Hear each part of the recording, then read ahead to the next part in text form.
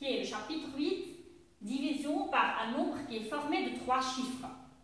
C'est un chapitre qui est très facile, mais avant de commencer à expliquer ce chapitre, nous allons faire un petit rappel. Ok? La division par un nombre formé d'un seul chiffre et comment on va écrire l'écriture euclidienne. Ça, c'est un rappel, puisque en EV4, vous avez déjà vu comment on fait la division avec ou par un nombre qui est formé d'un seul chiffre et comment on écrit l'écriture euclidienne. Donc, je donne un exemple. Si j'ai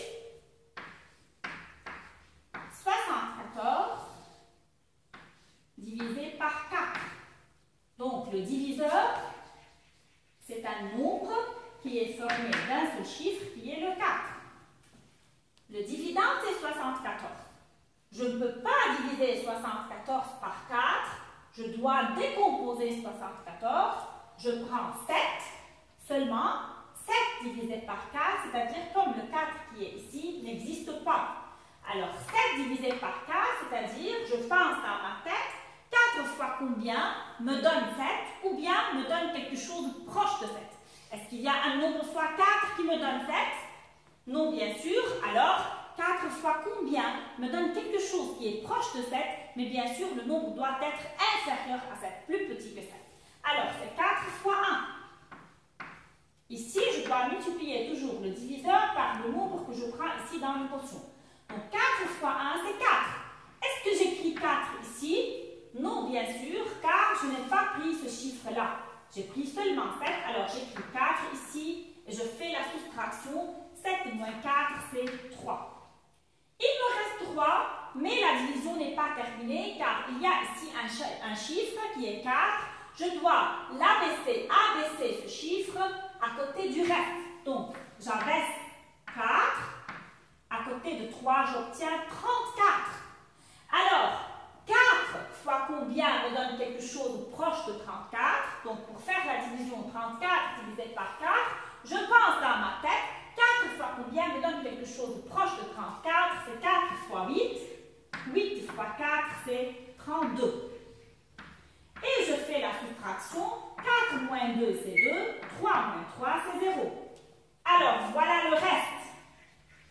Le reste doit toujours être inférieur ou bien plus petit que le diviseur. Donc, le reste doit être inférieur. Il ne peut pas être égal au diviseur ni supérieur. Il doit être inférieur au diviseur. Pour écrire une écriture euclidienne, pourquoi j'écris une écriture euclidienne? Car ce n'est pas une division exacte. On a déjà vu dans le chapitre des diviseurs que pour avoir une division exacte, le reste doit être 0. Est-ce que ici le reste est 0? Non, bien sûr, le reste est 2, donc je dois écrire une écriture euclidienne. Comment? Je commence par le dividende, 74. Au lieu d'écrire divisé, j'écris est égal. J'ouvre les parenthèses, j'écris le diviseur qui est 4. Je commence toujours ici par le diviseur, fois le dividende. Le quotient, pardon, c'est 18. Donc, diviseur fois quotient, plus le reste. Quel est le reste? C'est 2. Ça, c'est l'écriture euclidienne.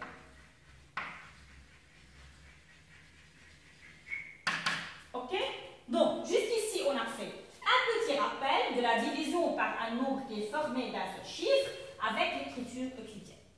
Maintenant, avant de commencer à faire la division par 3 chiffres, je veux faire la division par un nombre qui est formé de 2 chiffres. Exemple, si j'ai par exemple 978 divisé par 42. Donc le diviseur c'est 42 qui est formé de 2 chiffres. Premièrement, je dois décomposer ici. Je dois savoir qu'est-ce que je dois prendre ici. Est-ce que je peux prendre 9 divisé par 42? Non, bien sûr, car 9 est plus petit que 42. Alors, je prends 2 chiffres, 97. Est-ce que je peux faire 97 divisé par 42? Bien sûr, car 97 est plus grand que 42. Je n'ai pas pris le chiffre 8, comme si le chiffre 8 n'existe pas. Maintenant, pour savoir quel nombre ici je dois prendre dans le quotient, est-ce que moi je sais quel est le tableau de multiplication de 42?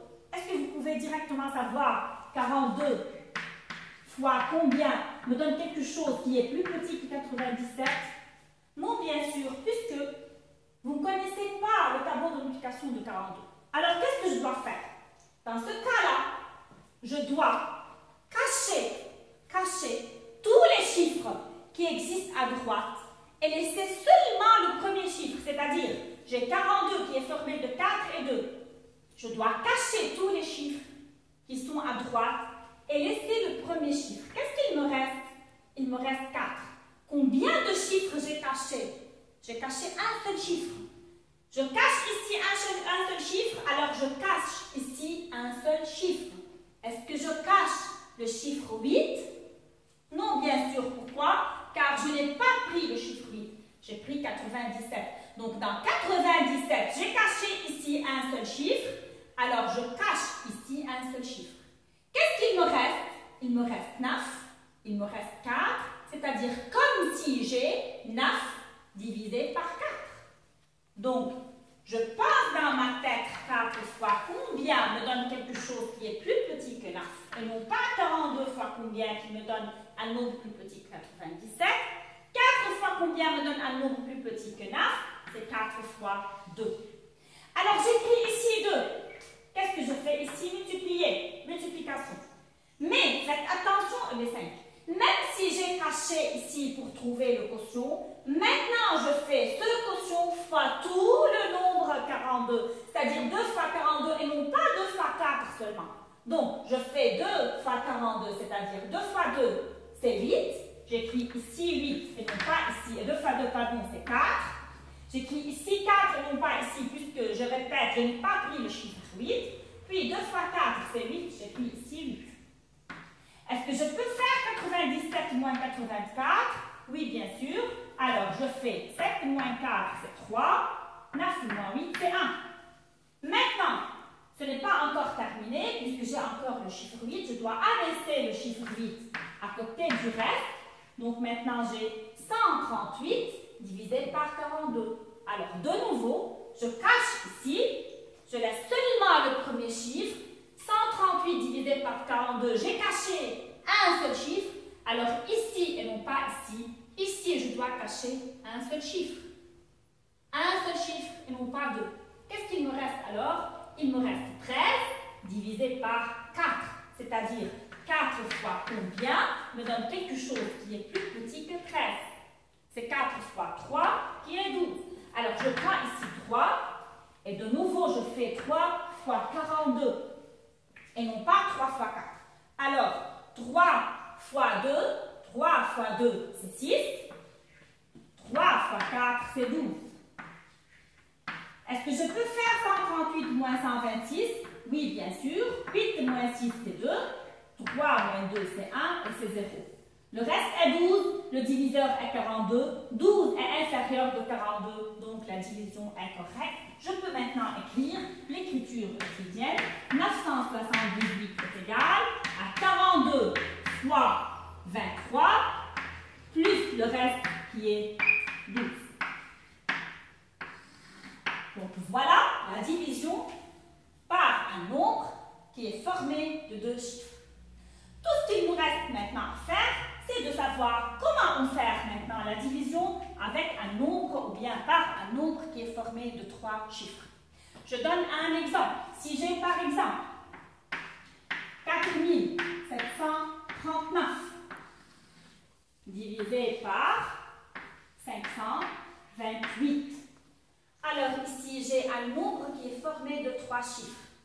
Je fais la même chose, le même principe. Je ne peux pas prendre 4 divisé par 528, c'est plus petit. Je ne peux pas prendre 47 divisé par 528, c'est plus petit. Ni 473, c'est toujours plus petit. Alors je prends tout le nombre.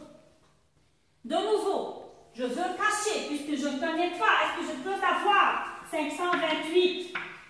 Est-ce que je peux savoir 4730? Est-ce que je peux savoir 528 fois combien me donne quelque chose qui est plus petit que 4739?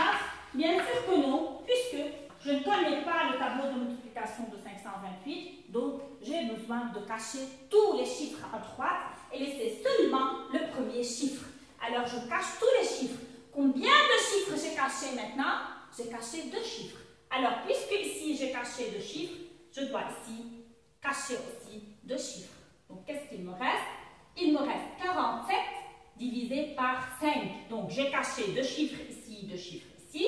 Il me reste 47 divisé par 5. Alors, je pense dans ma tête 5 fois combien me donne quelque chose qui est plus petit que 47. C'est 5 fois 9. OK? Je prends ici 9.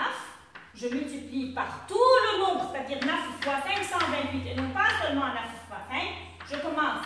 9 fois 8, c'est 72. 2, et je retiens ici 7, et non pas ici, puisque je fais ici la multiplication. 9 fois 2, 18, et 7, 25, 5, je retiens 2. 9 fois 5, 45, et 2, 47. Faites attention au dessin, regardez bien. Est-ce que je peux faire 4739 moins 4752?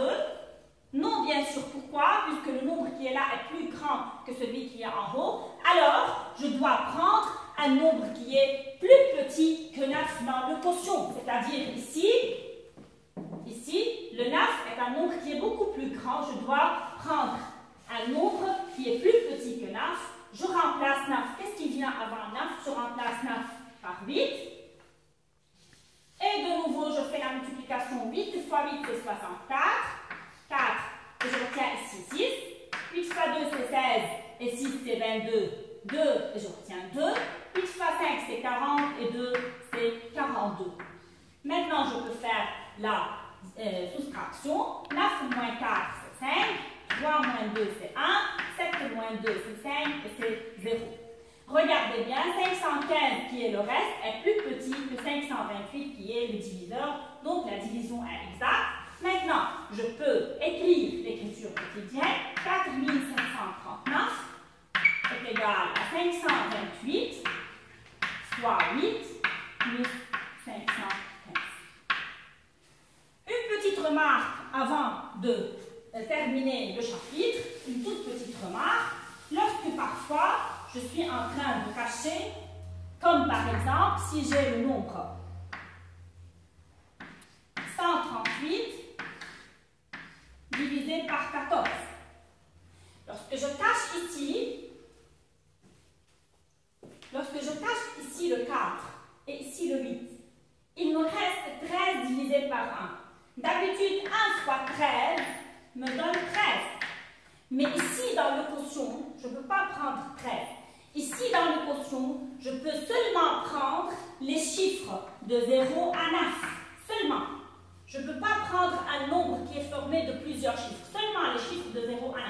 Alors, puisque 13 divisé par 1, c'est 13, et moi, je ne peux pas prendre 13 ici, c'est-à-dire, je dois remplacer 13 par le plus grand chiffre que vous connaissez, c'est quoi? C'est 9. Donc, chaque fois que vous obtenez une réponse dans le quotient qui est plus grand que 9, vous devez le remplacer par 9. Alors, lorsque j'ai caché 13 divisé par 1, c'est 13. Je ne peux pas prendre 13, alors je remplace 13 par 9 et je fais la multiplication. 9 fois 4, c'est 36. 6, je retiens 3. 9 fois 1, c'est 9 et 3, c'est 12. Est-ce que je peux faire 138 moins 126? Oui, je peux. Alors, 8 moins 6, c'est 2. 3 moins 2, c'est 1.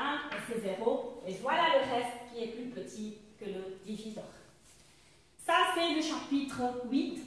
Maintenant, vous allez, comme d'habitude, faire les exercices dans le livre. Puis après, une fiche supplémentaire, un cours supplémentaire et une petite évaluation à la fin.